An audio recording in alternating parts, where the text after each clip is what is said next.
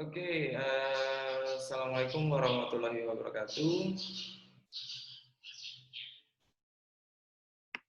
Salam sejahtera untuk kita, shalom. Selamat pagi semua. Hari ini saya dengan kelas D4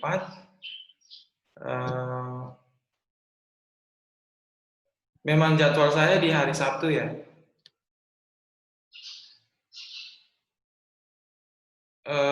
Si pennya mana, coba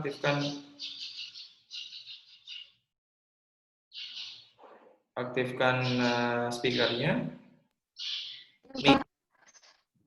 Jadwal saya hari Sabtu ya. Iya, mohon Bapak di hari Sabtu sama hari Selasa, Pak. Sabtu sama hari Selasa. Nanti Iya, Pak. tolong saya dicarikan waktu selain hari Sabtu ya. Iya, Nanti siap, Pak. koordinasi dengan teman-teman, tolong cari jam saya hari Sabtu karena kita jam kerja itu hari Senin sampai hari Jumat, ya. Pak. Oke, tolong diaktifkan videonya semua. Kalau tidak diaktifkan, saya remove dari meeting. Jadi sebelum kita mulai perlu saya menjelaskan. Sebelumnya sudah ada dosen yang masuk? Sudah ada, Pak. Sudah ada, sudah menjelaskan tentang apa saja. Dosen siapa yang sudah masuk? Pak Jansen sama Ibu Nurul, Pak. Pak Jansen sama Bu Nurul. Iya, Pak. Tim pengajarnya siapa saja?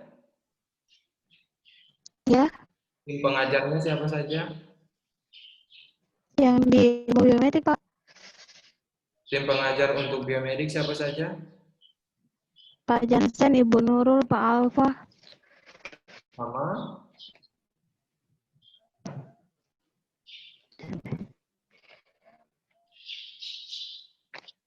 Sama Pak Jangan Muara, Pak. Bu Rolin ya? Iya. Koordinatornya siapa? Pak Jansen, Pak. Koordinatornya Pak Jansen. Iya, Pak. Lagi sarapan pagi, Florencia.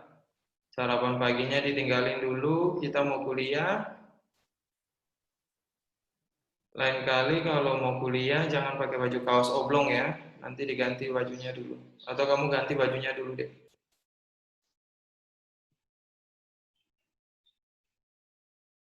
Nanti baru masuk lagi. Oke. Yang pertama saya menjelaskan tata tertibnya dulu. Saya jelaskan tata tertibnya dulu. Saya ulangi ya, Florencia, tolong diganti bajunya dulu.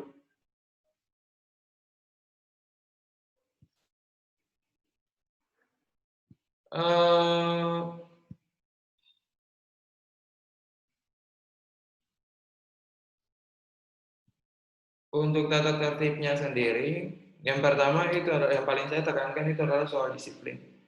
Jadi kalau bicara soal disiplin itu bicara soal waktu. Nah, di dalam peraturan akademik sudah dibilang bahwa Anda bisa masuk kuliah, masuk kelas itu maksimal 15 menit. Lebih dari 15 menit maka Anda tidak diizinkan masuk. Nah, sama seperti meeting seperti ini juga. Jadi, jika Anda dari waktu yang sudah ditetapkan, jika Anda tidak gabung dalam waktu 15 menit sejak pertama kali mulai, maka Anda tidak diizinkan untuk masuk di dalam meeting. Kalau sampai sudah Anda tidak bisa join, berarti itu Anda tidak usah lagi bertanya bahwa kenapa sampai saya tidak bisa join. Seperti itu ya. Karena memang Anda sudah terlambat. Di sini juga saya sudah set waktunya nanti untuk pertemuan berikutnya jika nanti ada tatap muka seperti ini, maka saya sudah set waktunya dari mulai waktu masuk sampai waktu batas Anda bisa masuk di dalam room itu secara otomatis biasanya 15 menit maksimal, ya. Mau masalah sinyal, mau masalah apapun tidak ada toleransi. Seperti itu. Kalau memang Anda merasa bahwa memang sinyal di tempat Anda tidak bagus, maka Anda sudah harus join sebelum 15 menit itu dia selesai. Nah, kemudian yang kedua, wajib mengaktifkan video. Anda wajib mengaktifkan video. Macam Siti Rahma ini videonya belum aktif. Sudah ya? Nah, kemudian di setiap perkuliahan itu ada tugas yang saya kirimkan. Biasanya dari setiap pertemuan seperti ini akan saya upload di YouTube. Di YouTube itu Anda bisa mengulang lagi materi yang kita langsungkan hari ini. Kemudian selanjutnya adalah Anda bisa untuk mengerjakan tugas masuk ke dalam link tugas yang sudah saya berikan di sana. Jadi biasanya buka di dalam kolom deskripsi, di sana ada link tugas yang bisa Anda klik, langsung Anda isi di sana, Anda isi langsung Anda kirim. Jadi Anda tidak harus tulis tangan atau apa sebagainya, tidak harus. Anda bisa langsung isi di sana. Makanya Anda harus mempunyai perangkat seperti laptop itu untuk menunjang Anda punya penugasan, karena ini karena ini pembelajaran semua adalah daring. Jadi diminta memang Anda masing-masing sudah harus punya perangkat. Pak, bagaimana dengan kami yang nggak punya laptop dan sebagainya? Oh, itu bukan urusan kami. Jadi Anda sudah jadi mahasiswa, Anda punya tugas adalah bagaimana untuk Anda bisa kuliah. Jadi perangkatnya sudah harus bisa disiapkan, ya, seperti itu. Nah, kemudian lanjutannya, wajib menggunakan seragam. Tapi kalau saat ini Anda belum punya seragam, maka Anda bisa menggunakan atasan putih kemeja, bawahannya hitam. Yang berjilbab silakan berjilbab. Kemudian tidak ada aktivitas lain selain perkuliahan, ya. Jadi Anda memang harus fokus untuk perkuliahan ini. Terus ini Anggi Agosta, ini tolong diaktifkan dulu videonya. Jangan sampai ini masih tidur kayaknya. Saya minta untuk aktifkan videonya dulu. Kalau memang sampai sementara saya mengajar baru Anda tidak mengaktifkan videonya, maka secara otomatis saya hapus dari room dan Anda sudah tidak bisa lagi masuk.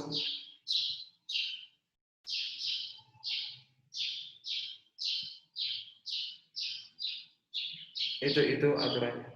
Nah, hari ini kita, oh ya, satu lagi yang saya mau bilang untuk Anda bahwa perkuliahan itu tidak melulu pertemuan seperti ini. Materi banyak yang saya sudah siapkan di blog saya, kemudian ada juga yang saya sudah siapkan di YouTube, sudah ada. Di sana sudah di slide share sudah ada. Nanti Anda bisa mengakses, jadi tiba-tiba kalau seandainya memang jamnya saya, maka saya langsung bilang sama Pak, Anda tolong ingatkan saya, Pak punya jam besok. Biasanya saya sudah langsung mengirimkan link bisa dalam bentuk link YouTube, bisa juga dalam bentuk blog.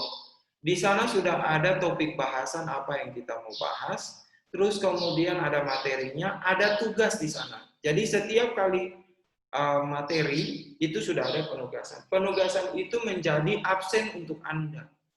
Silakan jika Anda mau mengabsen mandiri silakan. Tetapi saya juga punya absen mandiri untuk saya. Contoh dalam satu SKS itu ada 170 menit. Ada 170 menit yang digunakan untuk proses belajar mengajar, mau teori maupun praktik. Di dalam 170 menit itu ada tatap muka, bisa dalam bentuk YouTube atau dalam bentuk blog. Kemudian ada tugas terstruktur dan ada tugas mandiri. Nah, tugas terstruktur dan tugas mandiri itu Anda harus mengumpulkan sesuai dengan jam kuliah. Jadi contoh, jika perkuliahan kita itu sampai 9.40 atau jam 10.00, maka Anda punya tugas adalah mengirimkan tugas, mengisi tugas yang sudah disiapkan linknya, itu batas maksimal adalah batas jam kuliah. Di dalam sistem database saya itu sudah ada di sana, jika dibuka sudah ada waktu pengiriman. Jadi Anda sudah tidak bisa, saya akan pada saat nanti mau rekapitulasi nilai, maka jika Anda mengirimkan tugas lebih dari jam yang sudah ditentukan, maka Anda dianggap tidak hadir pada hari itu. Untuk sekedar Anda tahu saja bahwa proses penilaian untuk setiap mata kuliah yang ada di Poltekkes Kemenkes Sorong itu mengacu pada rumus 4321. 4 itu 40% didapatkan dari UAS. Kemudian 30% didapatkan dari UTS dan 20% dari nilai tugas, 10% dari kehadiran. Jadi jika Anda tidak mengirimkan tugas pada hari itu, maka Anda dianggap tidak hadir. Atau Anda mengirimkan tugas terlambat pada hari itu, maka Anda dianggap tidak hadir.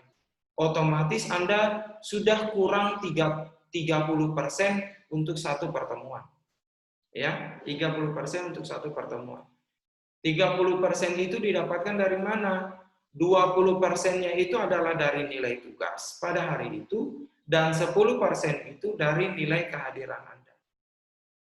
Kemudian, saya tidak akan mentoleransi ketidakhadiran dalam bentuk apapun. Pak, saya tidak bisa hadir karena saya ada urusan keluarga. Itu bukan urusan saya. Terus kemudian, Pak, saya tidak bisa hadir karena Pak, saya sakit. Oh, nggak bisa. Anda punya surat keterangan dari dokter di rumah sakit atau puskesmas, itu adalah valid untuk Anda menggambarkan bahwa Anda memang sakit. Kalau surat dari orang tua, kemudian surat dari dokter praktek, itu zaman Anda SMA sampai Anda TK. Tapi di dalam proses perkuliahan, tidak ada kami mentoleransi itu. Semua itu sudah diatur di dalam panduan akademik. Jadi Anda wajib untuk menaatinya, kecuali ada satu pengecualian adalah orang tua meninggal. Hanya orang tua, ibu dan ayah.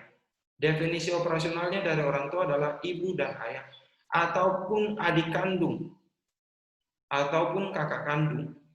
Silakan Anda mengkonfirmasi dengan kami untuk proses perizinan. Seperti itu ya. Jadi usahakan selama Anda kuliah 4 tahun ini, bahkan nanti 5 tahun kalau Anda lanjut profesi, jangan sampai Anda sakit. Ya, Anda sudah masuk di Poltekkes Sorong, silakan mengikuti peraturan yang sudah ada di sini. Ya. Oke, sampai di sini ada yang mau ditanyakan? Onalea Rumere itu bajunya hitam putih ya. Oke, kalau tidak ada yang mau ditanyakan, hari ini kita akan masuk di dalam pertemuan pertama, yaitu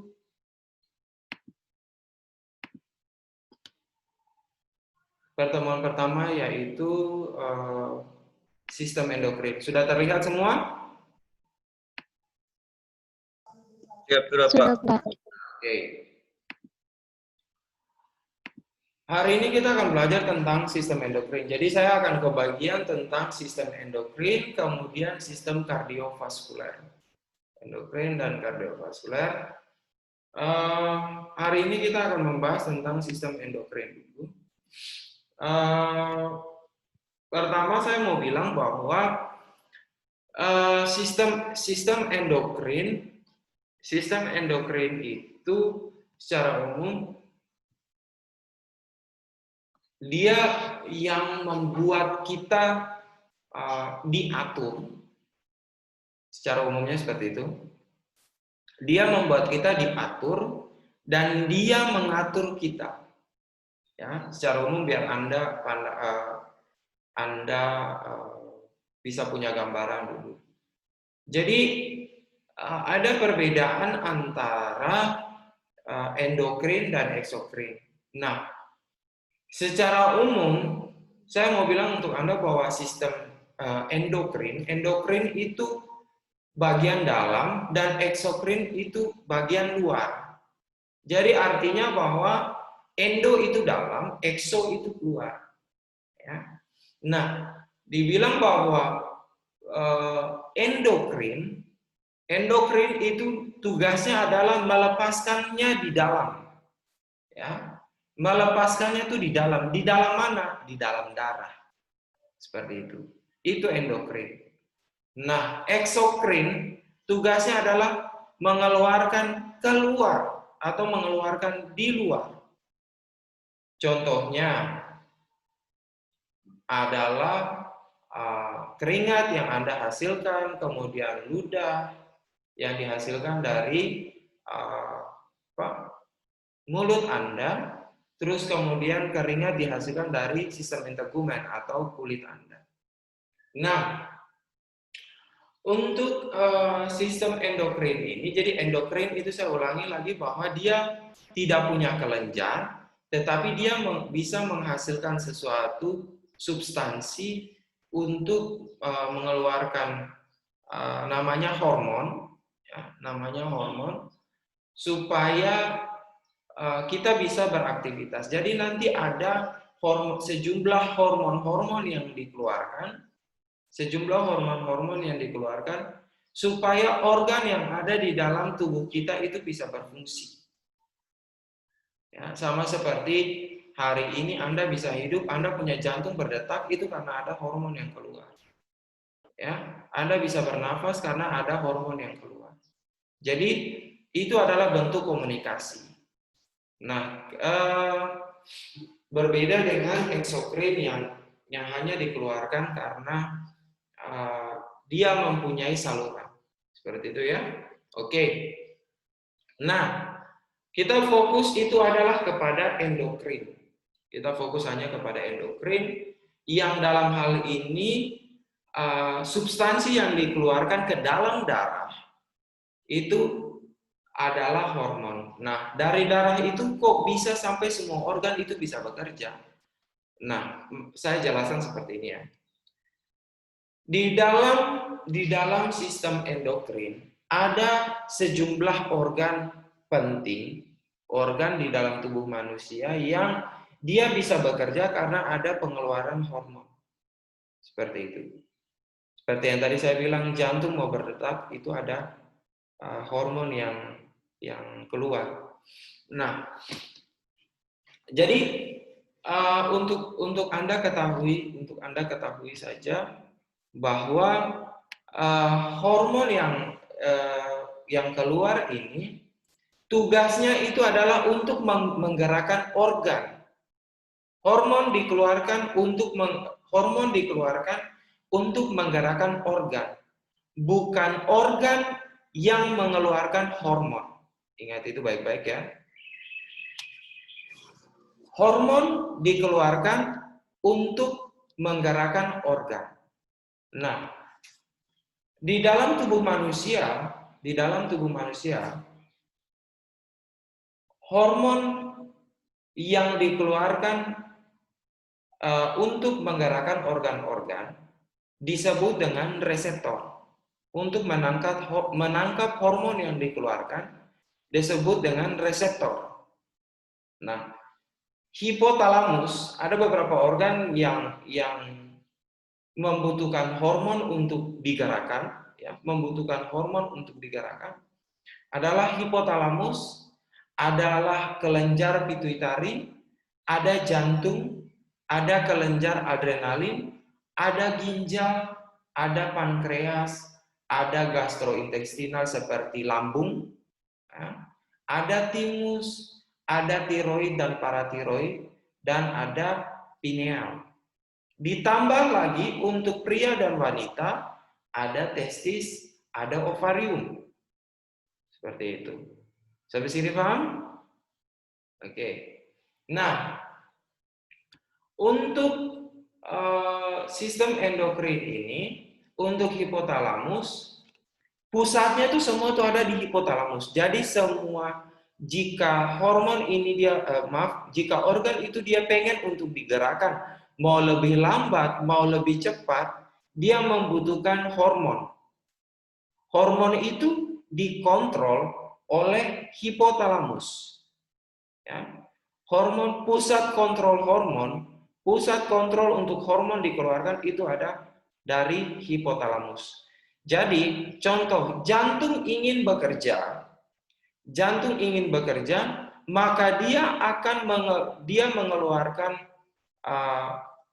pola komunikasi seperti tanda help, ya, seperti tanda help, biar Anda paham. Seperti tanda help. Contoh Anda mau minta bantuan, berarti Anda harus memberikan kode ke teman Anda bahwa Anda butuh pertolongan dong. Contoh Anda sudah rasa mau tenggelam, berarti Anda harus mengeluarkan teriakan atau gerakan supaya teman Anda itu mengerti bahwa Anda ini mau tenggelam. Sama seperti contoh jantung. Jantung itu dia mau berdetak lebih kencang atau dia mau berdetak lebih pelan, itu dia mengeluarkan suatu tanda agar hipotalamus atau pusat kontrol itu dia mengeluarkan hormon dia mengkomandokan hormon yang dapat dikeluarkan untuk menggerakkan jantung. Seperti itu. Nah, jadi secara umum nanti Anda bisa saya akan memberikan tugas untuk Anda untuk apa sih fungsi dari masing-masing hormon ini? Apa fungsi dari masing-masing hormon ini? Nanti saya akan memberikan tugas untuk Anda. Nah, hormon yang dikeluarkan di dalam hipotalamus itu ada antidiuretik, oksitosin, kemudian hormon untuk regulasi secara umum, pituitari yang paling banyak, jantung punya sendiri, adrenalin punya sendiri. Bagaimana nanti untuk Anda mau bertinju, kok saya bisa bertinju, mau pukul orang, kok jantung saya makin berdetak kencang ya Pak, kok pernafasan saya bisa makin kencang. Ya karena memang ada hormon dari adrenalin itu yang nanti dia akan bekerja bersama-sama dengan seluruh organ yang ada di dalam tubuh manusia untuk bisa bekerja. Jadi tubuh manusia itu dia bekerja bersama-sama karena ada komando dari hormon. Yang pusat kontrolnya itu adalah di hipotalamus. Seperti itu ya. Perempuan mau menstruasi setiap bulan. Contoh tanggal 30 mau menstruasi atau tanggal 28 mau menstruasi. Hormon dikeluarkan dulu supaya Anda bisa menstruasi. Kalau hormon tidak dikeluarkan, maka Anda tidak bisa menstruasi. Pak, kenapa kok saya mensnya sakit? Oh, itu nanti ada lanjutannya. Tapi di dalam satu faktor ada hormon juga yang berperan di sana. Ada ketidakstabilan hormon yang bekerja di sana. Ya, seperti itu. Kemudian, secara umum, seperti yang tadi saya bilang, saya jelaskan ulang lagi bahwa mekanisme kerja dari hormon ini, jika nanti ada permasalahan di dalam suatu organ, seperti tadi saya contohnya di dalam jantung, ada permasalahan di dalam jantung, maka jantung itu dia akan memberikan tanda help kepada otak. Di dalam otak itu ada hipotalamus. Ya. Ada hipotalamus. Hipotalamus itu nanti bersama-sama dengan hipofisis akan mengeluarkan hormon-hormon yang dibutuhkan oleh jantung. Ya. Akan dikeluarkan hormon yang dibutuhkan oleh jantung. Nah, ketika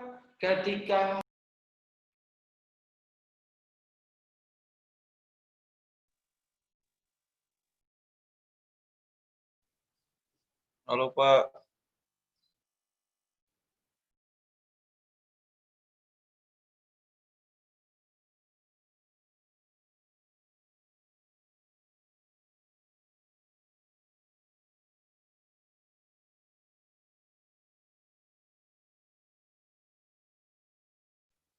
teman-teman, kayaknya gangguan jaringan.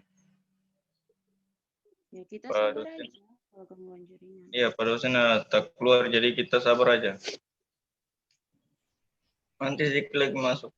Bro Vino, saya tidak akan lihat kamu pakai baju ini besok ya. Ya, Pak. Baju putih saya kotor, Pak. Saya nggak ada urusan dengan itu.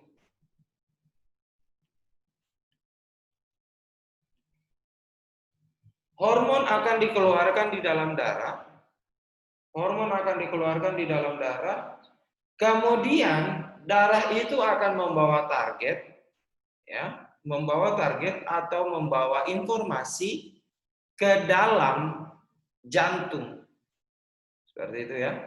Karena memang yang membutuhkan bantuan pada hari itu adalah jantung. Nah, bagaimana jika ada hormon lain? Bagaimana jika ada hormon lain? Saya kasih contoh adrenalin.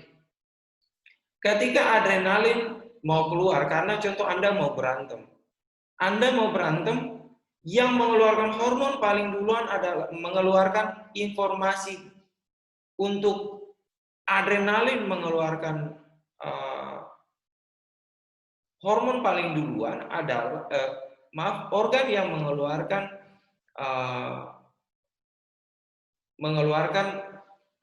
substansi untuk digerakkan adalah adrenalin. Jadi organ adrenalin di atas ginjal ini dia akan mengirimkan informasi kepada otak bahwa saya pengen untuk digerakkan lebih cepat untuk mengeluarkan substansi yang ada di dalam adrenalin. Jadi otak akan bilang, oke, adrenalin kamu butuh bantuan ya. Kalau kamu butuh bantuan, saya akan suruh hipotalamus itu untuk mengeluarkan reseptornya. Oke, hipotalamus akan komando hipofisis untuk mengeluarkan hormon yang ada di dalam kelenjar adrenalin, yaitu korteks, yang di dalam korteks dan di dalam medula. Dalam hal ini adalah epinefrin dan norepinefrin.